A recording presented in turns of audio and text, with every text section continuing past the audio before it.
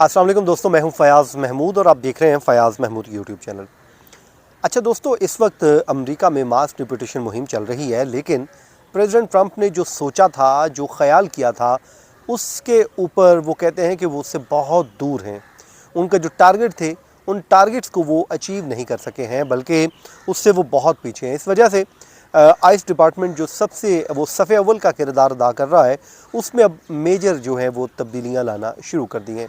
उसकी वजह ये है कि जैसे जैसे इसमें तब्दीलियाँ लाई जाएंगी, पूरी उसकी जो लीडरशिप है उसको तब्दील कर दिया गया है, ताकि आने वाले दिनों में इस मास डिपोटेशन कैंपेन को मज़ीद जो है उसमें बूस्टअप किया जा सके और उसमें ज़्यादा से ज़्यादा लोगों को अरेस्ट किया जा सके। अब इसमें हुआ ये है, जो होमलैंड सिक्योरिटी की सेक्रेटरी हैं क्रिस्टी नियोम, उनकी जानिब से एक नई स्टेटमेंट सामने आ गई है और उसके मुताबिक उन्होंने कहा है कि आईएस डिपार्टमेंट में जो लीडरशिप है, उसकी क़यादत है, उसको तब्दील कर दिया गया है। उसकी वजह यह है कि वो ये समझते हैं कि जो प्रेसिडेंट ट्रंप ने अपने इंतखाबी मुहिम के दौरान एक वादा किया था, और वादा ये था कि वो अमेरिका को अनडॉक्यूमेंटेड लोगों से साफ़ करेंगे, उसको क्लियर कर देंगे। तो उस वादे के मुताबिक जो टारगेट दिया गया था वो तकरीबन 2000 डेली का लोगों का टारगेट था, लेकिन उस पे जो है वो उस तरीके से अमल दरामद नहीं हो सका। इब्तदाई तौर पे जो है जब लोगों की गिरफ्तारियां शुरू हुई तो एक दिन ऐसा आया था जिसमें 1100 प्लस लोगों को अरेस्ट किया गया और उसके बाद उनको रिमूव कर दिया गया। उसके बाद से लेकर अब तक एवरेज जो है वो 500 से 600 लोग हैं जिनको डेली बेसिस पे अरेस्ट किया जा रहा है। तो इस वजह से अब आइस डिपार्टमेंट में जी नई जो है वो तैनातियाँ की गई हैं। प्रेसिडेंट ट्रंप ने क्योंकि कहा था कि इसमें जो मुश्किलात हैं उस हदफ को पूरा करने के लिए अब उसको हम कर सकेंगे। तो आज के इस वीलॉग में हम इस पे बात करेंगे। आप जो है हमारी ये वीडियो हमेशा ही पसंद करते हैं तो अपना फीडबैक देना मत भूलिएगा और कमेंट सेक्शन में आके कमेंट भी ज़रूर कीजिएगा। अच्छा जनाब, ट्रंप एडमिनिस्ट्रेशन ने जी अपने पहले माह के जो दौरान गिरफ्तारियां की हैं उसका डाटा सामने आया है।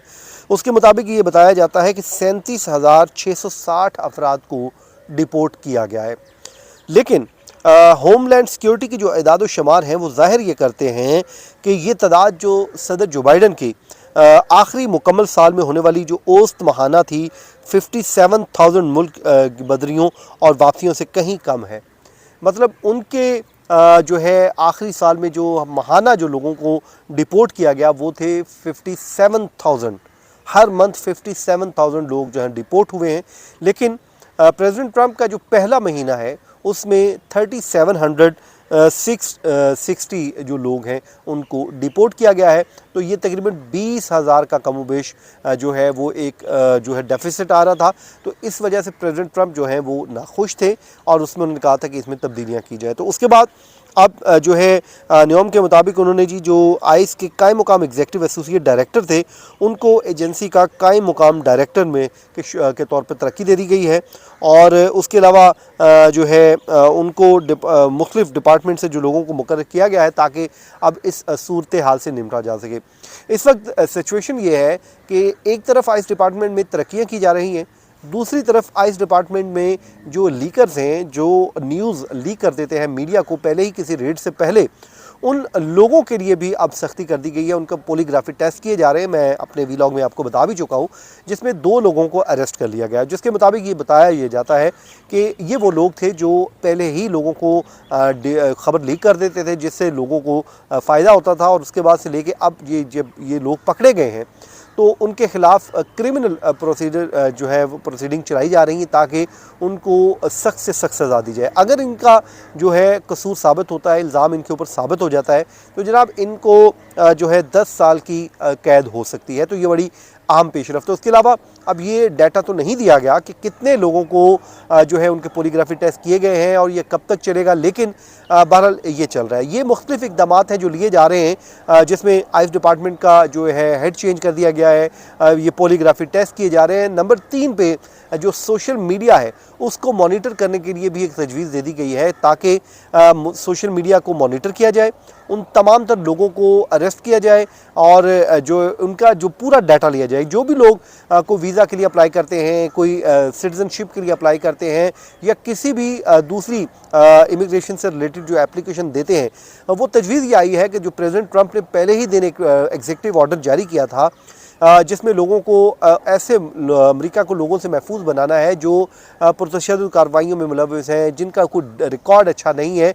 तो उसके लिए ये तजवीज़ दी गई है कि उसके ऊपर अमल दरामद तभी होता है कि अगर सोशल मीडिया को टाइट कर दिया जाए, उसमें लोगों के ऊपर मॉनिटरिंग जो है वो सख्त कर दी जाए। तो ये तजवीज़ भी आ गई है, और लेकिन ये अभी तक हतमी नहीं हुई है। तो उसको 60 दिन के लिए ये बताया जाता है कि पब्लिक की राय लेने का फैसला भी किया गया, उसको ओपन कर दिया गया है।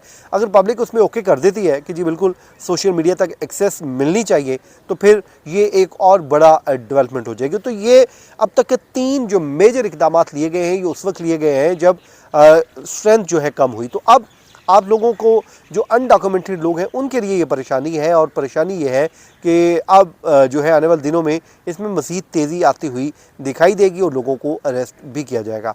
तो ये थी जी अब तक की हमारी अपडेट। अपना बहुत सा ख्याल रखें, जहाँ रहें खुश रहें। मुझे दीजिए इजाज़त। अल्लाह हाफ़िज़।